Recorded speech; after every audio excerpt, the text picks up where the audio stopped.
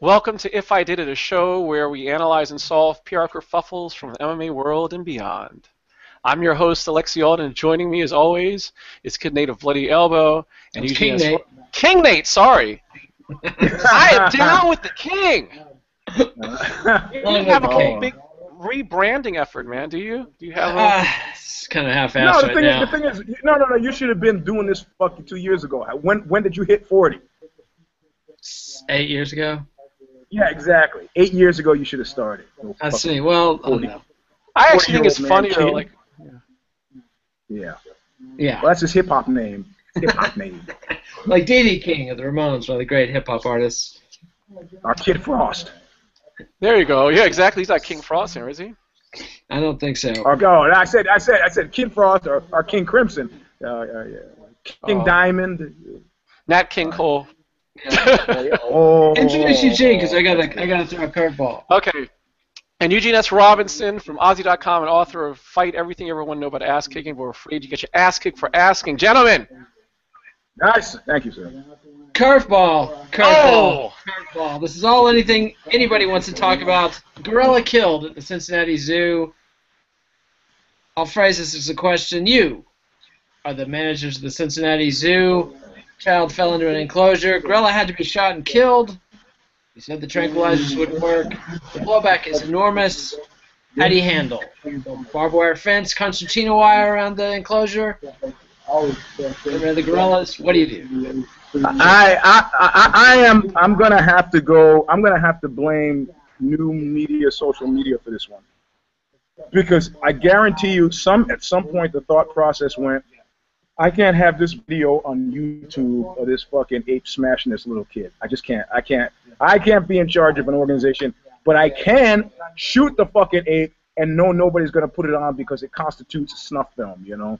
So, the kid gets killed. They say, well, the kid later died from his injuries, but you got 9/10 of the beating on video being shared on YouTube. It's bad PR, no matter how you look at it. Gorilla's got to go. But then you do the Michael Corleone thing. You do exactly what they've done. Sorrel was jerking his penis in my direction. I should know. You contact the media and say, you raise a whisper campaign of like, where was the mother? What was the mother doing? Maybe there's something to, maybe this mother's a treasure hunter who's using her kid as bait somehow. You cast aspersions for the inevitable civil suit that's going to follow. But the reality of it is, whether you zig or zag, the ape has got to go. In reality, if it wasn't new media, everybody knows that the ape, if you've seen King Kong, you know that the ape was flipped out because people were flipped out. If you had just quietly kind of, gone in and whatever they fed the ape, heads of lettuce, gone in and tossed a couple of heads of lettuce calmly and distracted the ape, you could have walked over, you could have got the kid. I'm actually the kid was scared enough so that he wasn't doing a lot of caterwauling, which would have set the ape off.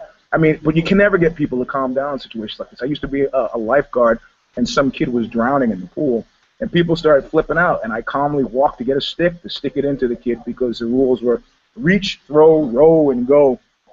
Some guy fucking aces me. Not only was it a guy, but it was a guy who was screwing some woman who I used to screw. Jumps in like the hero, pulls the kid out, and everybody looks at me like, you fuckhead. Yeah. You know what?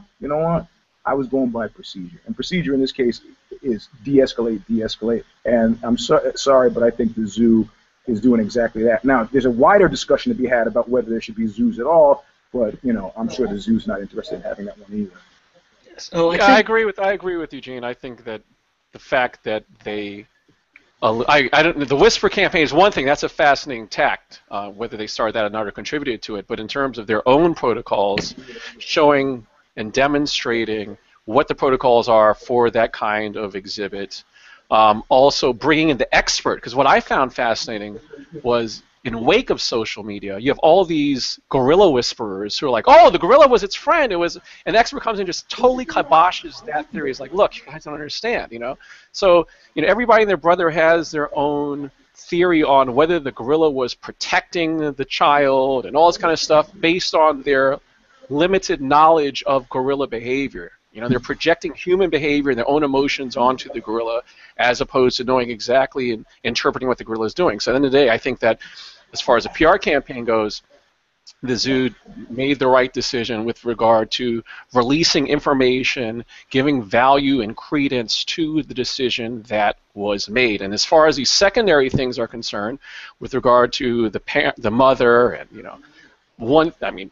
that's a whole other ball of wax, especially coming from people that don't have kids. That's what I love. People that don't have kids, like, oh, why aren't you watching your kid 24/7? Why aren't you this? And those are the same people like, all these helicopter parents. I was able to do what the hell I wanted to. It's just, at a certain point, you cannot win.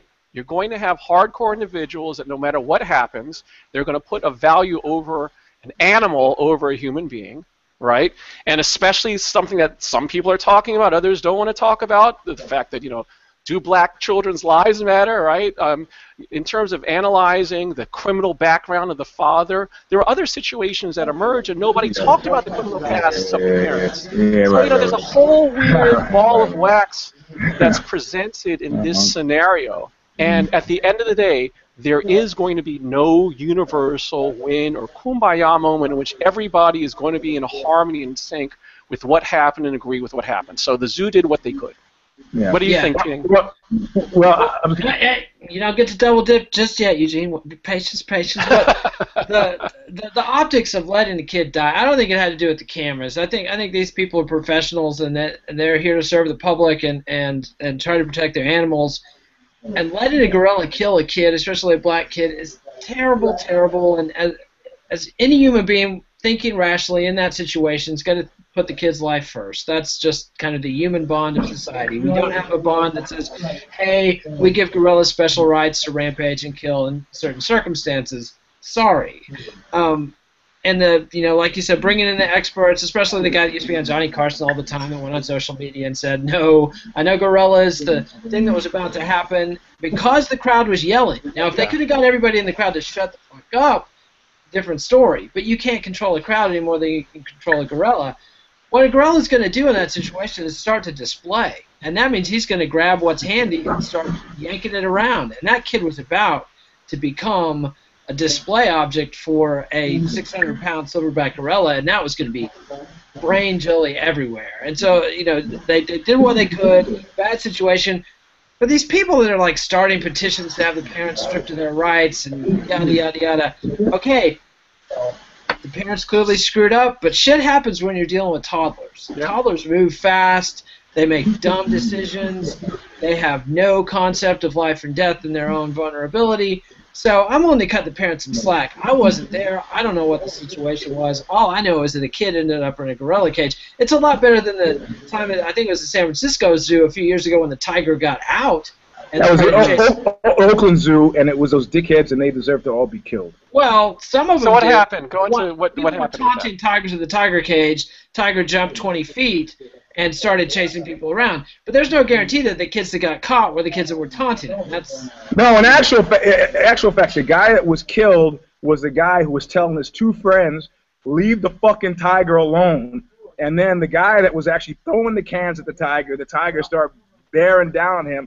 And Mr. fucking Good Samaritan jumps in and tries to distract the tiger. The tiger goes, fuck it, one of you guys is coming with me, and took the guy out, took the Good Samaritan out, which cements in my mind the New York style, deaf and dumb. I'm not helping. I'm not doing shit. Let God figure it out. You're on your own on this one, buddy. So, but I think that Alexi, you brought up something that I really like. And that's that, you'll see me usually step back from this American sickness, a sick obsession with race. It disappears when you travel.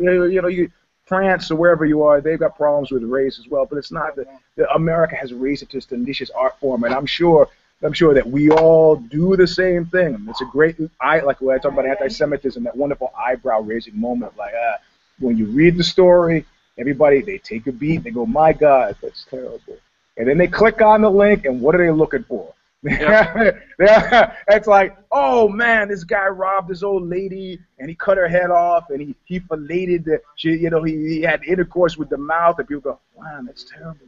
And then they go to the article, and then whoever the person is fits this predetermined fucking litmus thing of it's like oh, he's Mexican, those people.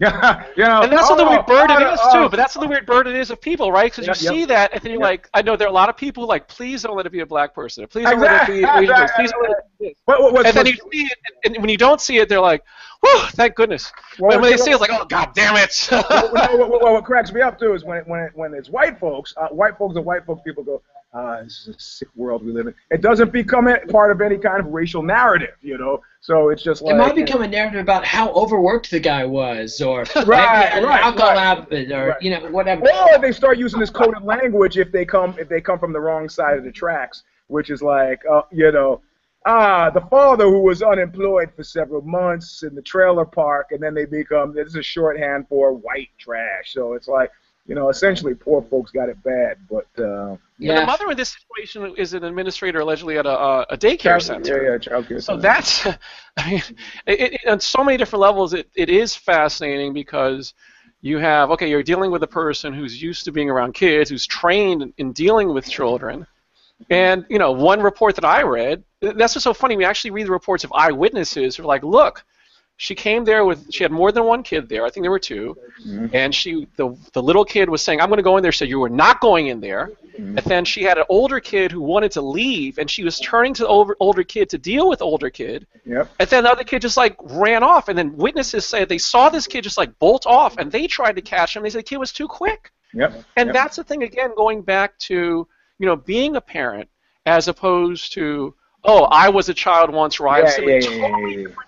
Totally. I didn't get it when I was teaching, and I had people that are parents. They tell me stories that happens. Like, I can understand how you can, like, leave your kid in the car by mistake. I understand you do so and so. And I hear this stuff like, what are you talking about? And then you have a kid, and it's like especially have more than one, your attention is being drawn all over the place. You're sleep deprived. And so when people are like, oh, I wouldn't have done that, it's like, you don't have kids, number one. And number two, your parents did the same fucking thing. You know what I mean? You were just lucky that you were able to survive crazy shit that happens. And most of the time, people do. You know, so again, not to say parents get a blank check, but there's this whole nother level of experience being a parent and dealing with little kids that are yours constantly, and then more than one, all bets are off. So okay, who gets a tougher deal? The Clarence killing dentist. Remember that guy who killed a lion? Yeah. Clarence killing dentist, or the harried Cincy mother? Who gets a harder time in the end from the media and the court of public opinion? So far, it's somewhat even. I'm seeing petition drives against both of them. Both of them wanting criminal charges, and you know, the petitions against the dentist. The dentist had a business to protect, and I think ended up shutting it down. So he got it pretty bad. But to me, the dentist and the parents are completely different animals, because the dentist made a choice.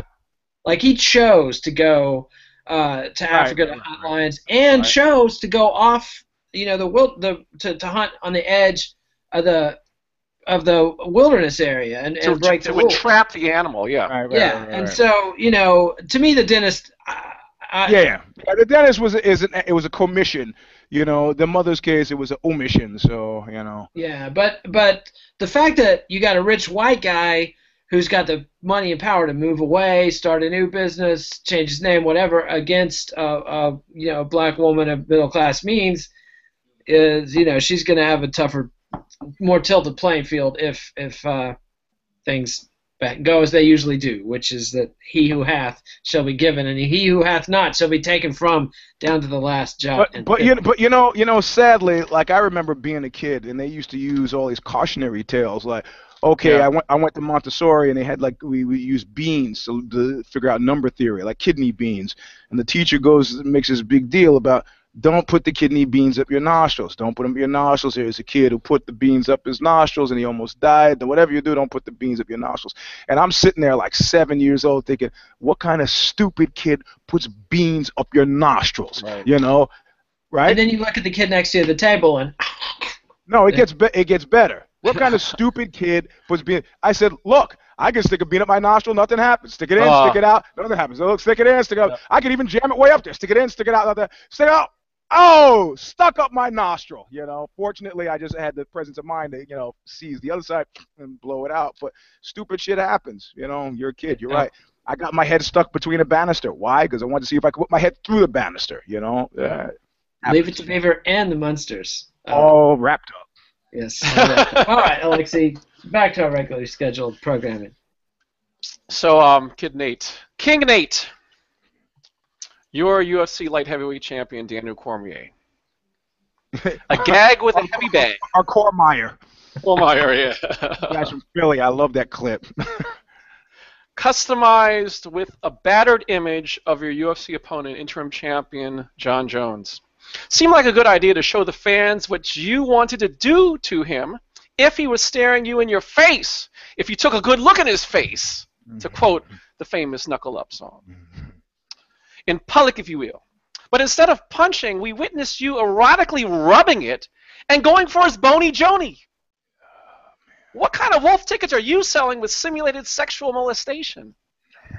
Well, at this point, I think anything that pushes UFC 200 is a good deal. And Cormier probably not going to win the fight anyway, so screw it. Why not? Just, put on some lingerie and dance around in front of the John Jones punching bag too. I don't know. He did something that's common in gyms, which is sexualized play and dominance display, effeminizing your opponent. But it doesn't play all that well with general society. That's the thing about the men's locker room. It's not a public stage. And when you turn the men's locker room into a public stage, what happens in the locker room ideally would stay in the locker room. But now it's out everywhere.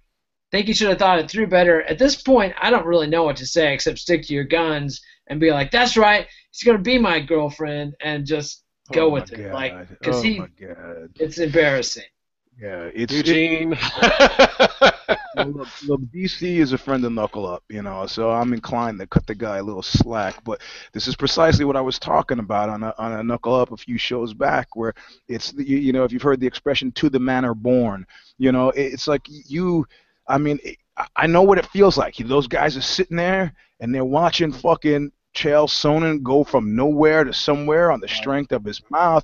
It's like it was as painful a display as when Larry Holmes realized, shit, man, people don't fucking love me. Maybe I'll recite some doggerel. And so he gets up there and tries to, out Muhammad Ali. Right. And he kind of left people with their jaws hanging out. This is in the 70s with their jaws like, what the? Hey, there's a champ. And then they run after Ali.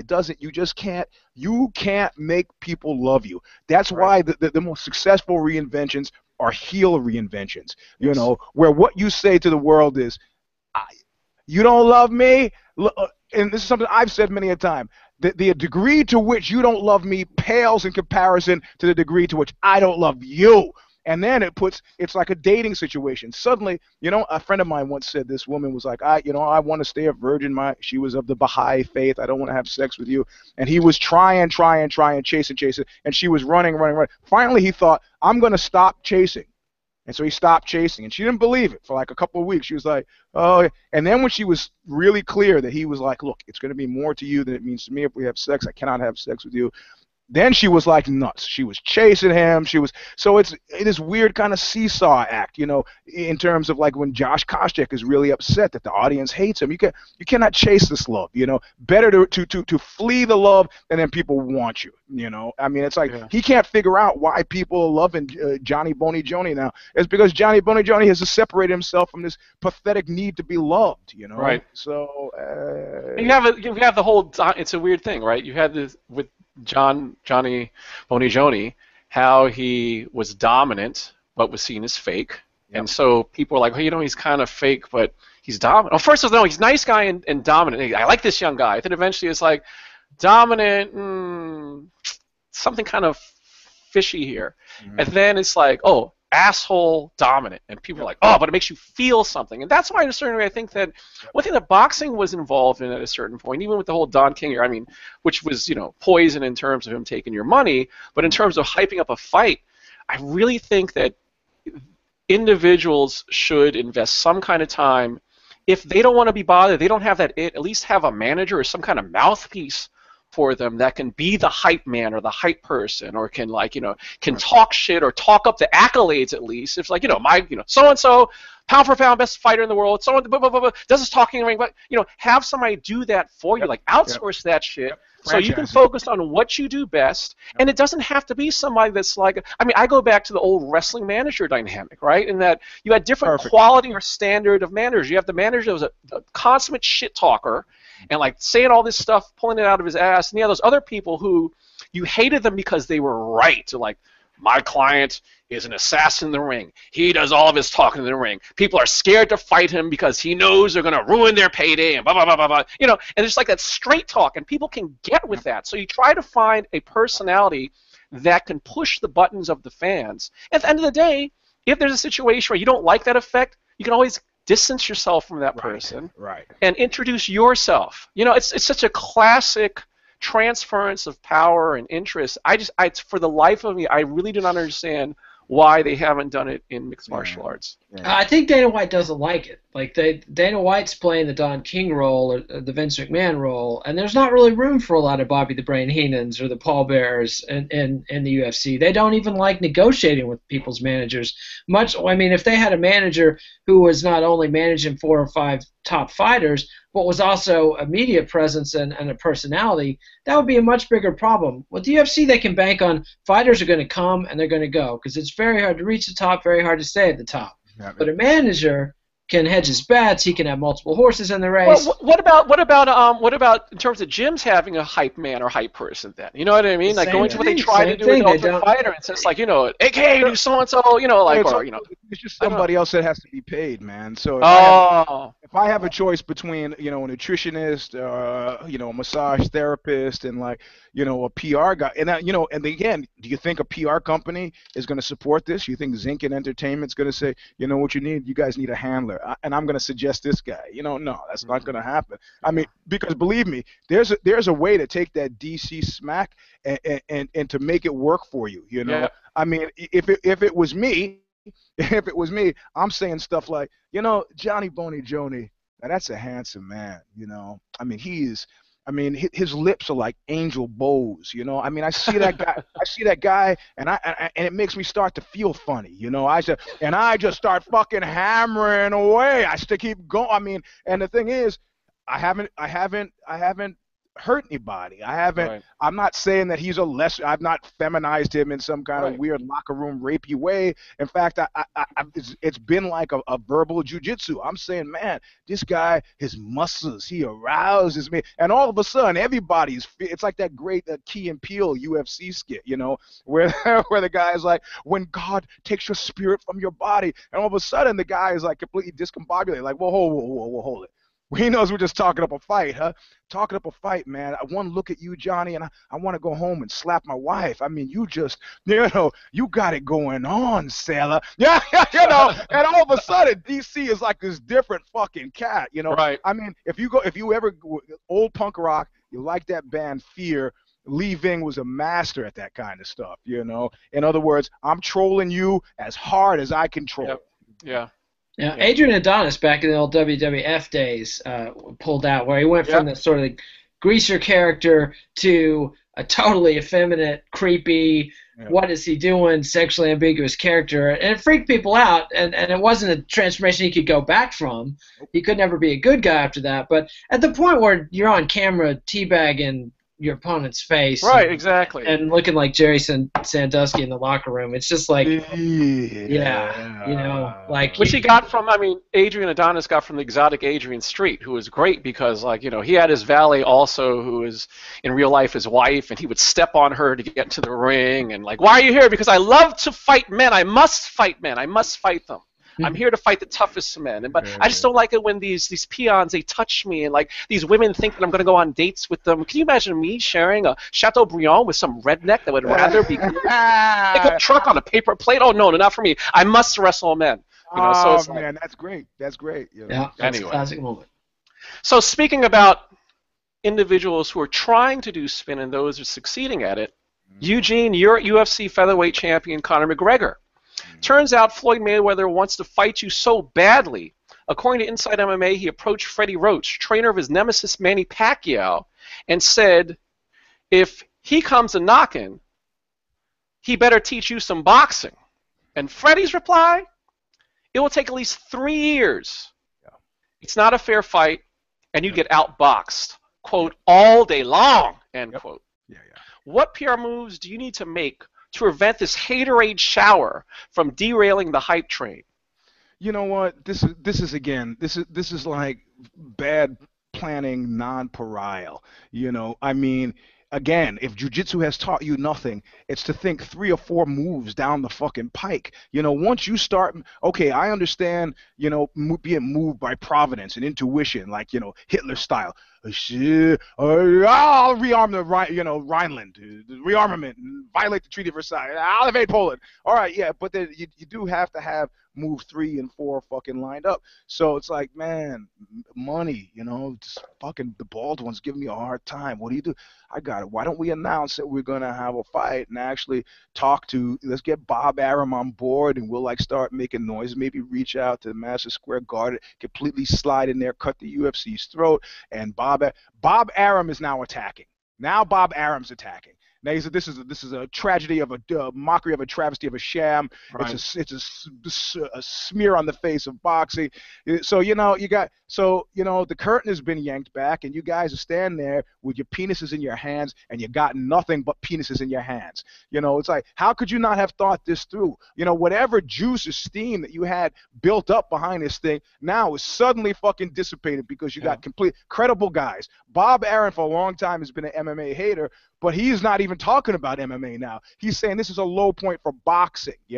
I mean, Freddie Roach is been coaching guys, MMA guys, so he's not an MMA hater. He's saying like, this is crazy. He's saying what everybody who knew anything knew, that this is crazy. So it's like, okay, your move, Mystic Mac, and what's your move? It's time chess, baby. There's no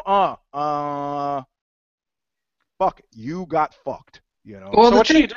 Well, Conor doesn't need to do anything much except focus on signing the deal with the UFC and fighting Nate Diaz. Yeah. This whole thing was a troll job Floyd Mayweather put out there that I think succeeded beyond Floyd Mayweather's expectations. I don't think he expected it, yeah. No, I think he threw it out there thinking it would be funny and get a little buzz and ha-ha, move along. But it became this thing because McGregor was in negotiations with the UFC and got some pretty creative thinking people around him and is willing to play hardball with the UFC, so it kind of blew up out of proportion. And at this point, I think it's clear to everybody this fight would benefit Floyd in that he could go and get his 50-0 record. It's an easy win for Floyd. It would be a lot of attention. It's easily the biggest boxing match he can get at this point. I don't think there's anybody else out there. I don't even think a Pacquiao rematch would do as much business as a McGregor business.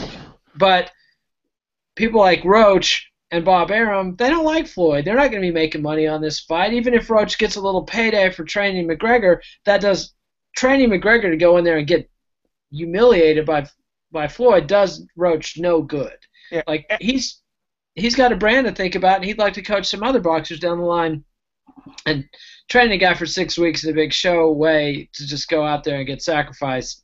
So this is damage. Do you think to a certain? So are you suggesting then part of this is a degree of damage control, where he's like, even if he eventually ends up training again, stranger things have happened. Even if he ends up training McGregor and the fight happens, he can say, "Look, I told y'all guys, 3 years. The fuck did you expect?"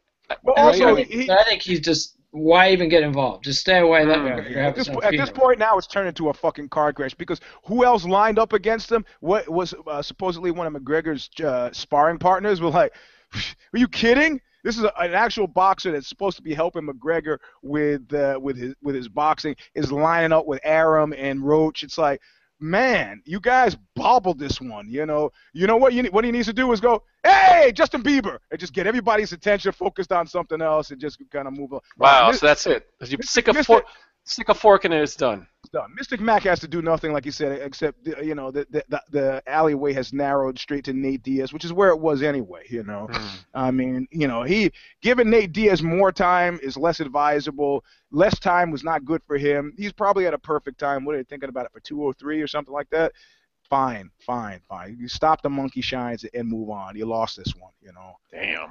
And then what Dominic Cruz is loading on. It's like, the first thing when you go to war, man, you have to know who your friends are. All right, hey, man, I got Japan with me. I got fucking Italy with me. Who will stand against us? Says Don't Nazi. forget Romania and Bulgaria and Hungary. Finland. Yeah, and I got my Quislings in Norway.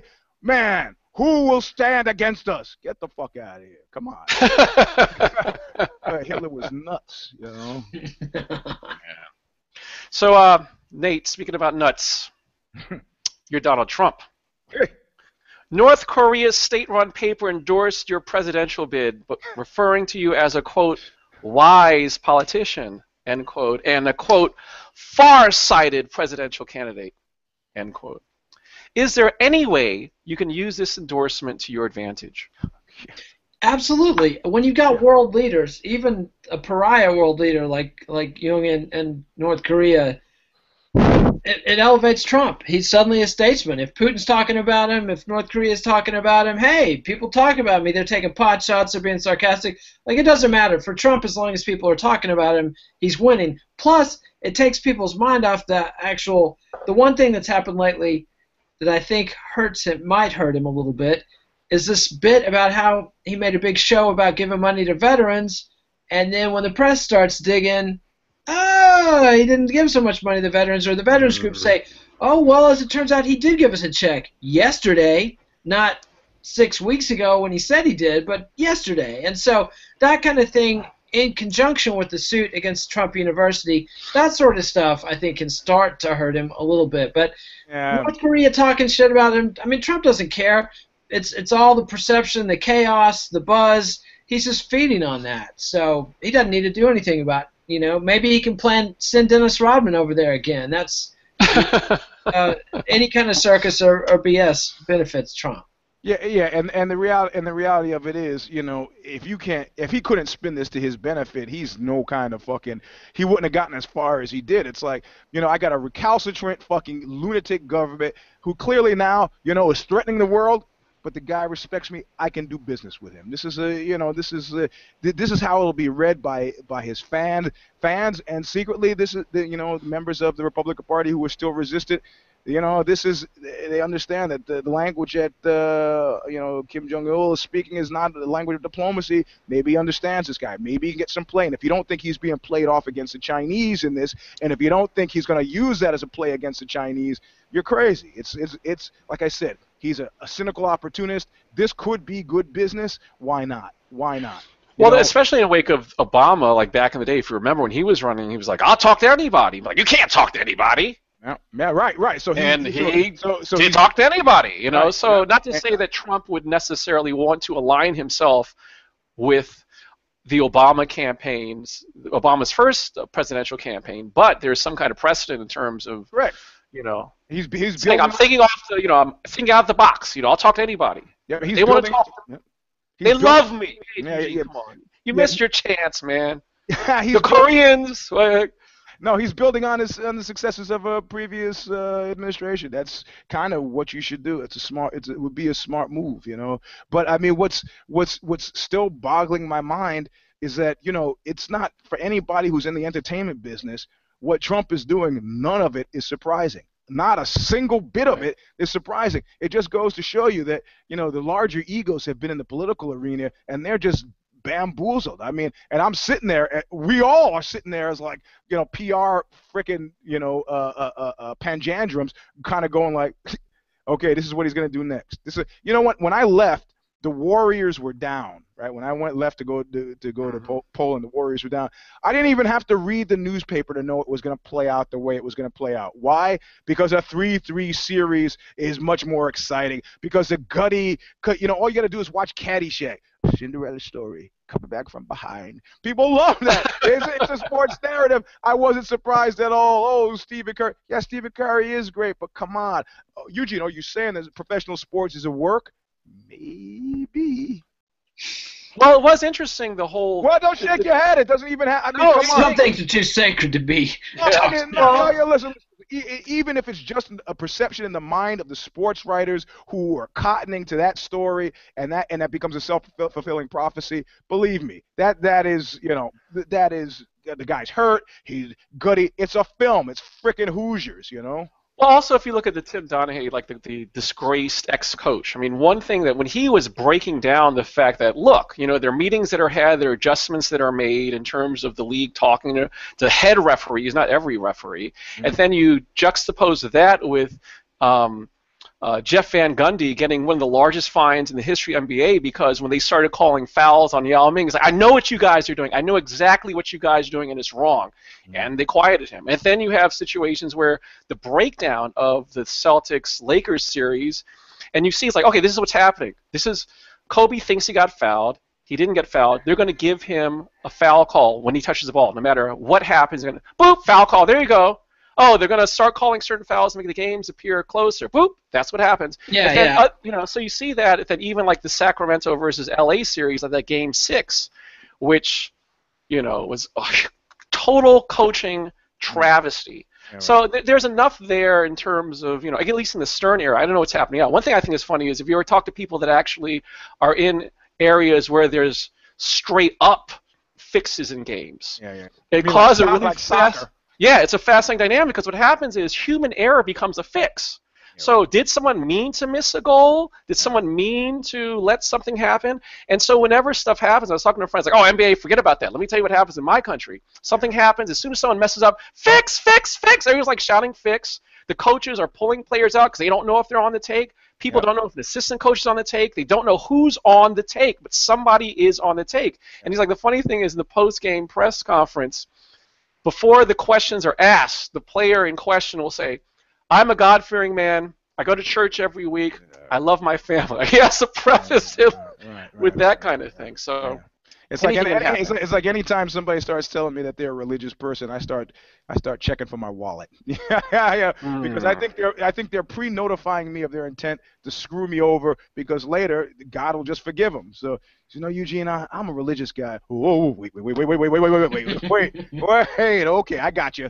You sit on this wallet, So speaking about sitting, Eugene, you're the producers of Alice in Wonderland sequel, Alice Through the Looking Glass. Last week, your star, Johnny Depp's wife, Amber Heard, filed for divorce, claiming she, quote, lived in fear, end quote, and alleged that Depp assaulted her with an iPhone.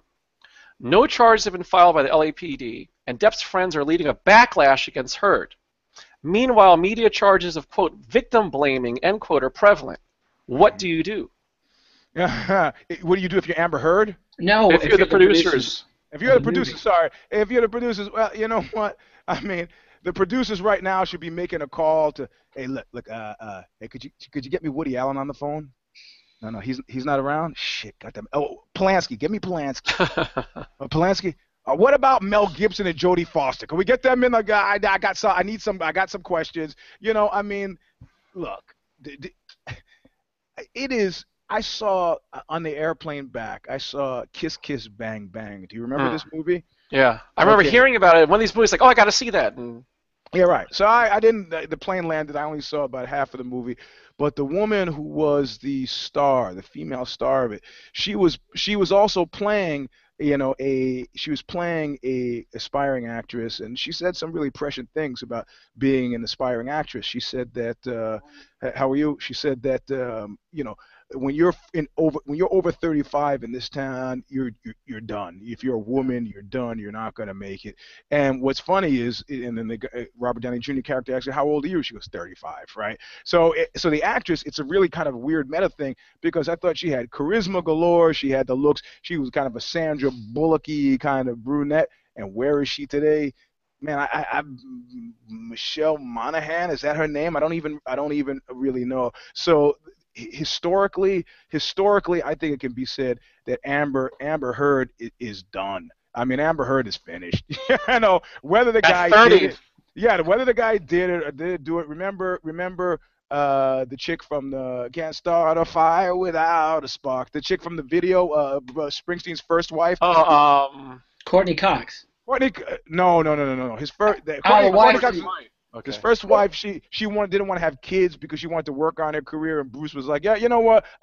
Good luck. See you later.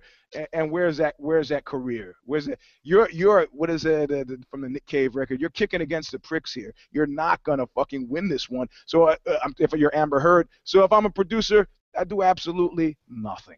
Absolutely nothing. You know, I mean, this is could be a blessing in disguise for Johnny Depp, who had trundled down this kind of Tim Burton silly guy thing, Black Mass notwithstanding. You know, Captain Jack Sparrow going to visit kids in the hospital. Oh, this funny, you know. And well, you know, a few eggs got to be broken. Maybe it's that movie, maybe not. But, you know, I mean, Pee Wee Herman could have used the film bust as a springboard into getting rid of the suit. You know, it's not, Pee Wee Herman's got a TV show now. It's not going to hurt Johnny Depp in the slightest, but it's going to hurt Amber Heard. And, you know, they'll just stop calling it what it is. Victim blaming. We don't want to victim blame. They'll stop calling it that. But you got to know that the producers, you know, this is a multi-million-dollar concern. What is the thing my great-grandmother used to say? One monkey don't stop no show. Forget it, you know. Yeah, I mean, cynically, I think Eugene is right. But the other thing that's hitting me is that Johnny Depp has been cool and appealing and likable my entire adult life. And it kind of hit me hard when I was like, whoa, when did Johnny Depp turn into an old drunk asshole? Like, and I think that shines off Johnny Depp in a big way too, and I think the producers, yeah, he's been sputtering, and the producers are going back to the well on an expensive gamble on an old property. This is a sequel. It's Johnny Depp. They're wringing the last drops of the washcloth. I think Eugene's right. Just keep your mouth shut. Keep pushing the movie. Don't address this in any way. Get what money you can out of this. It opened fairly well. Word of mouth will carry it from there. I don't think they have a quality movie product back them. It's not going to get any echo momentum because people are going, oh, this is actually really good. Right. You know, get your quick buck and get out of there and get out of the Johnny Depp business because it looks like this probably won't be the last screw-up he has. Right. You know, he's had a long, productive career in Hollywood, but everything comes to an end. And I would just be like, you know, once bitten, twice shy. We did a deal. It worked out. Didn't do as well as we hoped. So long, Johnny Depp. That gives them a good out to a certain degree, right? Because yeah. You can always say, hey, man, dude, we had a movie, the first movie, Alice in Wonderland, that Tim Burton was attached to, did over $1 billion worldwide. It's a no-brainer. You go with the sequel. Sequel happens, like 4 or 5 years later. This thing happens, you know, like, are you going to look at the producers and say, oh, you guys messed up? A lot of that money was made internationally. Right. People in China aren't going to give a shit about this. I mean, they're not even going to hear about it. This is a movie to trip your balls off while you watch, is what this is. And, you know, I don't think that commerce is going to be impinged in any way by allegations and ugliness in Johnny Depp's personal life. Well, speaking about ugliness, Nate, you're JetBlue. According to CBS News, one of your pilots and flight crew allegedly told a female passenger that she, quote, needed to put something else on, or she would not be allowed to board the flight, end quote. Turns out it was a connecting flight in Boston, and she had no problems in New York. Is it better PR to publicly protect prudish pilots or Maggie's McMuffins? They already cut their losses on this one and apologized to the dancer the whole bit. You know, it's interesting to compare this to all the Southwest Airlines different problems with, oh my God, there's somebody writing math formulas on a piece of paper and he's a little bit tan. I mean, this is less stupid than that, and also probably something they're less likely to get away with because, you know, women all over the place. It's summer, it's hot. You don't want to deal with some ants, you know, have to get inspected by the pilot to get on the plane. Screw that. If I want to wear my hot pants and halter top, you know, free country, I'm going to do it. So exactly. Let them do it. JetBlue's got to roll with this. Yeah, you can't. I mean, JetBlue had, you know, it had been a slightly more working class version of Virgin America, but slightly more upscale, right? Fucking Southwest, man. You just can't, you know, fly the fucking plane. You know, please fly the plane. Shut the fuck up about what people are wearing and fly the plane. But curveball. Do I get a curveball? Can I do the curveball? Yes. I don't know. All right. Sound effect, man. I'm going to steal this. Somebody just texted me and they said, what about Weidman's Twitter on Hawani's show about how since his neck doctors are Chinese, they must be smart? How do you handle this if you're Team Sarah Longo? You let Weidman stay out by the log woodpile on his own, man. That's yeah. If he wants to rerun the ancient Chinese secret laundry ad, I mean that's his own. That's his own deal. Just yeah. This is oh man. Or the Yeah. the local June self-defense video when I was a kid. Did you guys have that one? Yeah, nobody bothers me. Nobody Yeah. bothers me either. Yeah, And then they whip the kids out like 20 years later, and the guy's like, I was the kid who said nobody bothers me either. You know, it's like, right, it was cool. Yeah. So, and then another text came in, which is very amusing.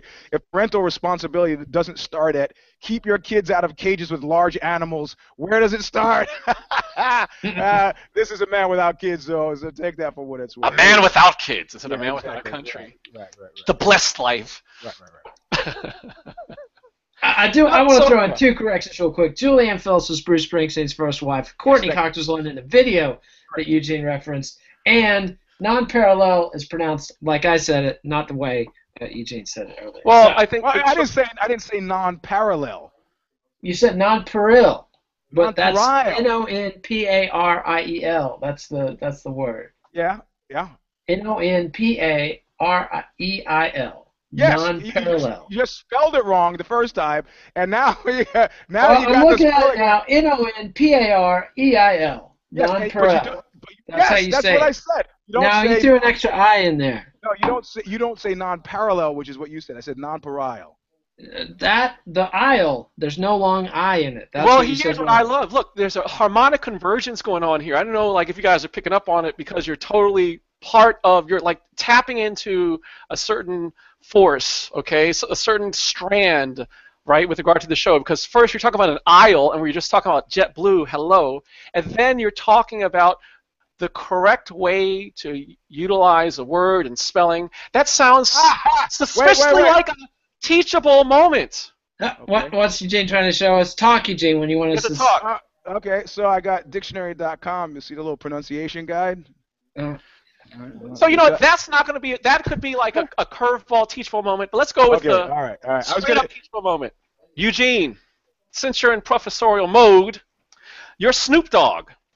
Instead of watching a Roots remake, you posted on Instagram, quote, they're going to just keep on beating that shit into our heads about how they did us, huh? Let's create our own shit based on today, how we live and how we inspire people today, end quote. Snoop explained that for us. I have no fucking idea what he's talking about. I was out of the country on that one. I have no idea. You can't out of the country on this. This is just as dumb as when he said that I'm not going to make any funeral plans or write a will. Like, but I'm confused. Even maybe I haven't smoked the requisite level of weed to understand what he's talking. He's talking about the band The Roots. No, the Roots, the Alex Haley miniseries. The campaign was a PR campaign. Okay, so he says about the TV show. What does he say again? Yes, so he pretty much went on a tirade or rant, spiel on Instagram about how he's not going to watch Roots. Like, once again, 12 Years a Slave, Roots, like, we got to be dragged into how horribly we were treated when we're being treated horribly today. You know, like, why do we got to talk about this stuff from back in the day? Yep. Let's talk about more. There are other stories that we have to tell, and we need to stick on telling those stories that are more empowering and more positive, as opposed Except to you're making it sound way smarter than Snoop is making it sound. Well, that's what it was. But also, the nut of what he's saying is largely fucking correct. I remember Stephanie Mills was a singer of some renown for a certain period of time. That's right, I remember her. She was in The Wiz on Broadway. Yep. That was her first thing when she was a teenager. I never knew Love Like This before. That was her big hit. And she said something. She goes, look, it came out wrong, and maybe she was massacred in the press for it. But she goes, look, being black is so depressing, so I don't really deal with it. And I don't know what she meant, but there was a certain, and then she got lambasted for it. The black community was up in arms, like, oh, fuck you, Stephanie Mills. But what was she saying is every attendant story in mass media that has as its subject matter, negritude in America, mm-hmm. it is sold on the basis of tragedy. Like Terry Gross on NPR has said she has seen her last Holocaust movie. She will not see, as an American Jew, there was nothing illuminating, illustrative, nothing worthwhile or significant about her seeing yet another Holocaust movie, and essentially Snoop Dogg is given a variation of that, and he's holding his fire because he's like saying like I don't even want to see another Boys in the Hood, you know. I don't need my drama to be full of black dysfunction to be real and gritty, you know. I mean, in fact, my day today so far has been good. Now I might get savagely beaten by cops tomorrow, but if history is any indicator, you know, it didn't happen yesterday. I stand a good chance it won't happen tomorrow. I know it could. That's part of living in America. But man, I'm not gonna pay fucking $15, $30 on a date to a movie to see this shit. You know, free TV. I love Steve McQueen, you know, but every time 12 Years a Slave comes up on my recommended thing on Netflix, I was like, why? You know, I mean, I like my tragedy interpersonal, man. You know. But you're also educated and cognizant of the history here, and the purpose of Roots is History 101. Roots is for kids. I mean, Roots in the 70s, when it came on. When it came on in the 70s, this was usually eye-opening for me as a 7-year-old white kid in Texas. It was historically. I mean, when Roots first came on, it had a tremendous historical relevance, not just in terms of the story, but in terms of the presentation of slavery, in terms of the slave trade, in terms of... Well, it was based on a book written by a black man, and not just any black man. I mean, Alex Haley co-wrote Malcolm X's autobiography. Like, if you don't respect Alex Haley, shut the fuck up, because this guy's a serious dude. This was a serious piece of history. He wrote the history of his family as well researched as he could do it, and excellently told. The guy's one of the best, I think, one of the best American writers of the late 20th century. And the show was this epic historical thing. It was on ABC back when we only had 3 networks. Right. Everybody watched it. Everybody's talking about it. And sure, it was a little bit of liberal guilt. But the thing is, white people need to be guilty. This is fucking horrible. We dragged people from another continent and enslaved them for hundreds of years because of melanin and malaria. There's no, like, great plan to Christianize black people or bring these wonderful things. There was a reality that black people were more resistant to malaria, so you could work them in the tropics of the American South in a way you couldn't do Native Americans, in a way you couldn't do Irish slaves, and they were easy to spot. But another thing with Native Americans, too, is the fact that there was, after the generations of torture and annihilation, there was a guilt that came in, like, oh, these poor people. That's bullshit. They didn't. For some, there was. There was annihilation that happened, but there were some people that were like, oh, you know, like in Virginia, for instance. That's the George Washington slave owners, but the Carolina slave owners and the Caribbean slave owners, they didn't give a flying fuck about anybody. These were some of the worst monsters in human history, and that's the part we need to tell. I can understand why Terry Gross doesn't need to watch any more Holocaust movies, but you know who does need to watch Holocaust movies? Germans. Germans need to watch that shit in school every fucking year. And you know who needs to learn about the sins of the American Confederacy? White Americans. Like, if you're not ashamed of some of your history as a white American, you're just not paying fucking attention. And the way to make it better is to be aware of what you've done and what your people have done and work on not doing it again. Drop some mic. King Nate on the soapbox, drop some mic. Perfect. So, but does Snoop Dogg have to watch it, King Nate? The thing about Snoop Dogg is, I don't know, for a guy who's so dumb, and I love Snoop Dogg. Like, Snoop Dogg is a musical god, and maybe a modern Louis Armstrong. But slap, kiss, right? The guy who's saying, I'm not going to write a will, because what do I give a fuck when I'm dead? This is a guy with kids, with an estate, with management. I mean, there are dozens of people who are going to be affected by his selfish decision not to write a will. Survival of the fittest, baby. Lawyer up. What about Sting? Fuck Sting. Why do I care about Sting? Sting may have a will, but in his will he's giving nothing to anybody who's related to him in a blood sense. So does it make a difference? That's at least there won't have to be lawsuits about it, or maybe there'll be some. But I mean, Sting is some kind of role model. Like, if you're Snoop Dogg, do not pay attention to what Sting is doing. That's all I need to say on that topic. Don't make a jazz album, and don't I guess my question my question is, if you have something like Roots, and you know, it's not like you have stories that haven't been told well or documentaries, right? So I guess the point is, if you already have great cinema that's been created and illuminates an issue, What's the point in saying, okay, we're going to redo this thing all over again? I can't get my kid to watch a John Wayne movie. I can't get my kid to watch a Clint Eastwood movie that came out 15 years ago. You need the now. You need the current. You need it in the spoon-fed. This stuff needs to be frontline, everyday conversation in America forever. Same with the annihilation of the American jobs too. That's the thing that people forget about. You know, I used to be a big critic. I used to be a big critic of like, oh my God, all these movies back in the day of like, you know, what's Native Americans is stereotypical. Until I realized when I had family members and friends that actually got paid being Hollywood Indians and being able to be consultants and things of that nature. It was a big hiring issue. It's a job. And the thing is, so that's one aspect which makes it kind of hard when you know the industry. Like, I understand it's difficult when you have your options when your options are limited because people are like, oh no, we don't need a black person unless it's as a slave or as a drug. I mean, I used to do acting back in the day, right? Yeah. Or we don't need a Native American unless it's on a reservation or something. But at the end of the day, when you do have these kinds of films, these period pieces, and you don't want to put people in red face or brown face or black face or yellow face, it is a job creator. Well, also, you know, I was thinking like this is liberalism has sort of screwed us, right? Because in my entire time acting with different agents in LA, it's like the only thing I'm auditioning for, bad guy roles. Yep. But now you can't say, look, oh, how come every time a black guy's on the screen, he's playing a bad guy role? So, you know, if it's like crackhead, I'm suddenly now not like second tier to play a crackhead because they don't want to tie into a narrative that says all black guys are crackheads. But at the same time, I don't get a leg up when it's accountant. It's like I don't get a black guy accountant. So it's like, okay, I can be the crackhead with the groovy demeanor. I could be the college-educated crackhead, you know. So it's like, man, I'm screwing myself out of work here to a certain degree. But yeah, from the point of it being a revenue driver, that's why, you know, I'm loving. I mean, that's Quentin Tarantino. You know, anybody in Hollywood who's hiring people who are not just straight down the line. I mean, that's why I've been sort of disappointed with Woody Allen.